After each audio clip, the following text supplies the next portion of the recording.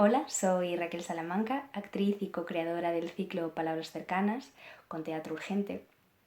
Esta es una iniciativa que surge de la necesidad de escuchar ciertas voces, ciertas palabras cercanas de algunos profesionales que me han inspirado y que espero me sigan inspirando en, en el teatro.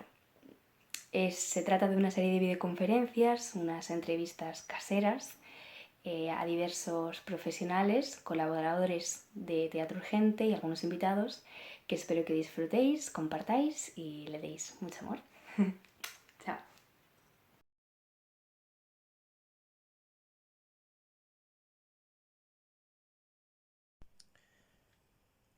Hola Raquel, me preguntas acerca de preocupaciones en este momento. Entiendo que prácticamente son las mismas.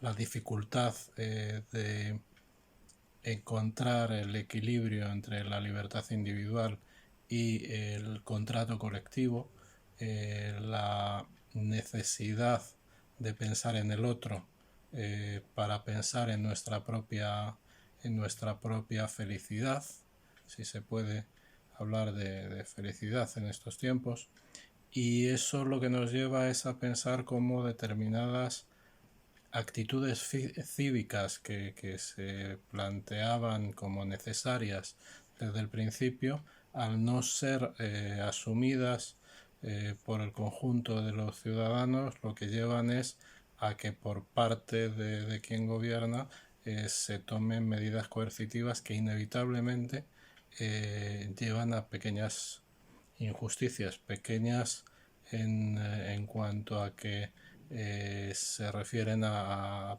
grupos pequeños, a personas concretas, pero muy grandes para esas personas. Imaginemos esa situación de no poder acompañar a tus muertos, pero sí poder ir al trabajo en el metro o en el cercanías al día siguiente, por ejemplo, que se ha planteado.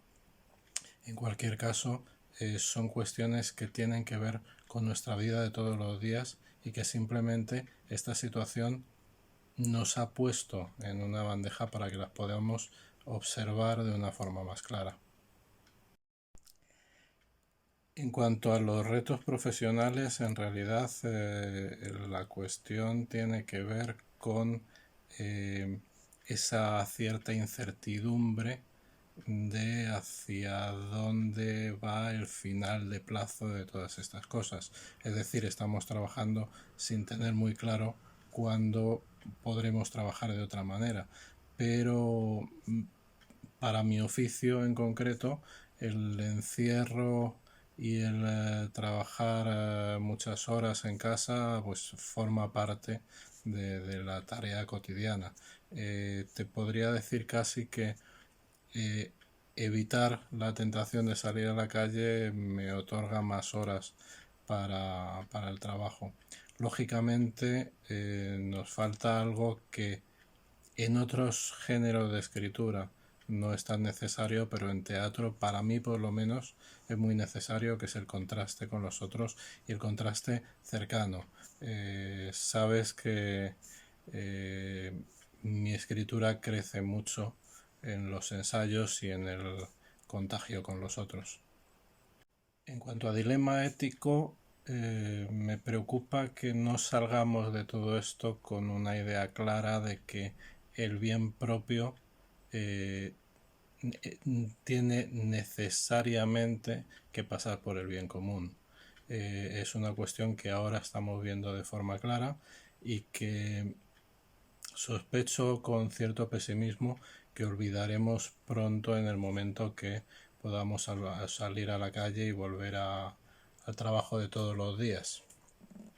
Por otra parte, al final el dilema ético pasa, como casi siempre, por el imperativo categórico, por el pensar que yo debo evitar hacer aquello que no me gustaría que me hicieran a mí. Eh, Aplicar una cosa tan sencilla y que tiene ya sus siglos nos ayudaría a llevar esta situación y prácticamente toda la de nuestra vida. Sobre cuál debería ser el empeño de nuestro oficio,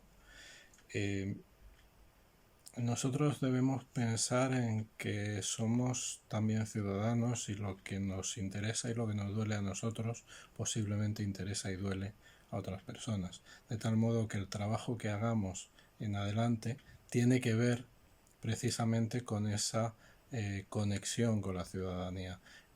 No podemos buscar lo que tal vez el público esté esperando, simplemente hacer lo que creemos que debemos hacer, lo que creemos que debemos escribir, lo que creemos que debemos llevar a escena y esperar que hayamos encontrado una vía similar a lo que el público está interesado por ver y por escuchar. Eso a lo largo del tiempo, a lo largo de una carrera de décadas, te encuentras con que en ocasiones sucede y en ocasiones sencillamente lo que te interesaba a ti no interesaba a los otros o no lo has sabido contar.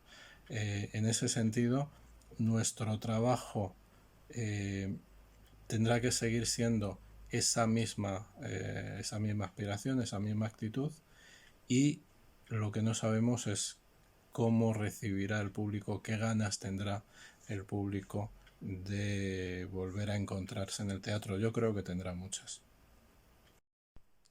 Hablas de la recuperación del sector y me llegan noticias preocupantes de obras que quedaron a la mitad en su programación y que se han anulado las funciones que quedaban.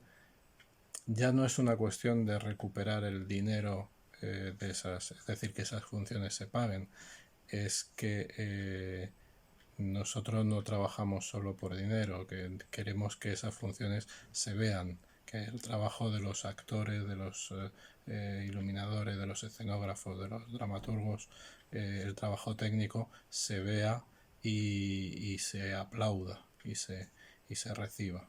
Entonces, bueno, pues hay una parte preocupante en ese sentido y tendrán que reflexionar los estamentos públicos. Hay que recordar que en nuestro país, en muchas provincias, en muchas ciudades, todos los espacios de exhibición son espacios públicos.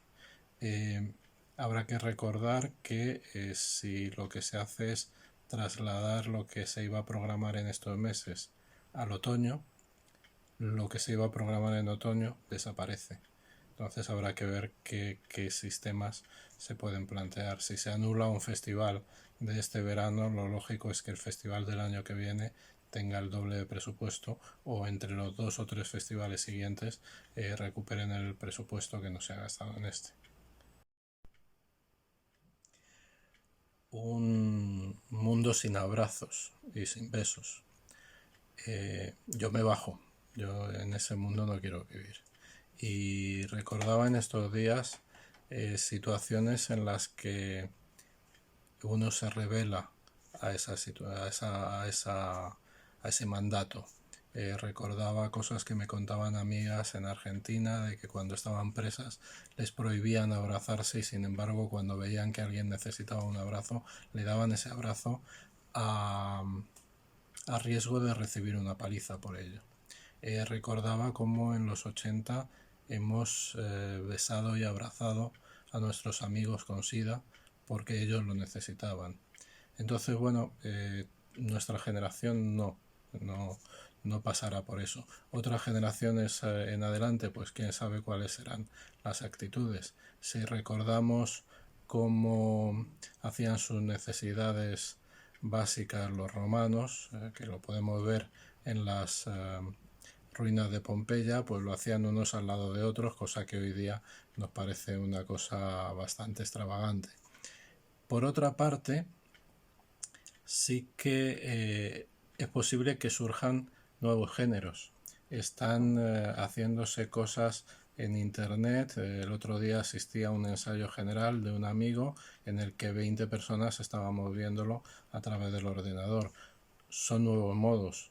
Eso forma parte de una evolución, lo cual no quita para que sigamos necesitando ese espacio en el que unas personas se reúnen y ven en directo la piel y la voz de los actores.